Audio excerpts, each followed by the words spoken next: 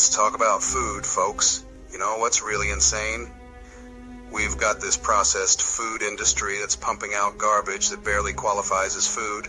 And on the other hand, we've got people trying to grow their own fruits and vegetables in community gardens and practice permaculture. It's like we're living in two different worlds, people. On one side, you've got companies shoving chemicals and preservatives into their food to make it last longer, while on the other side, you've got folks trying to cultivate organic, healthy produce. And I'm not gonna lie, I'm all for the latter. I mean, have you ever looked at the ingredients list on some of these processed foods? It's like reading a science experiment. Let's see, high fructose corn syrup, sodium benzoate, monosodium glutamate. I mean, come on, people. That's not food, that's a chemical cocktail.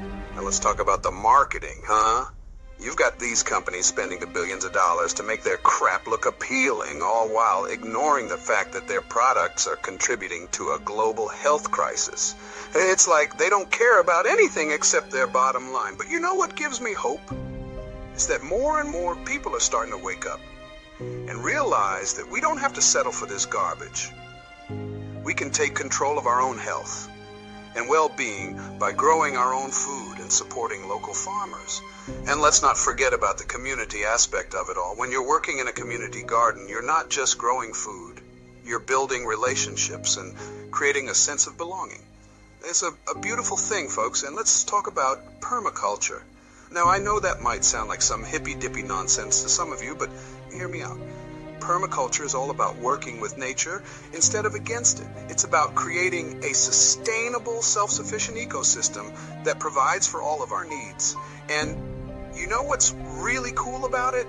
It's that it's not just for hippies and tree huggers. It's for anyone who wants to take control of their own life and their own health. And who knows, maybe one day we'll look back and wonder why we ever let these processed food companies have so much control over our lives.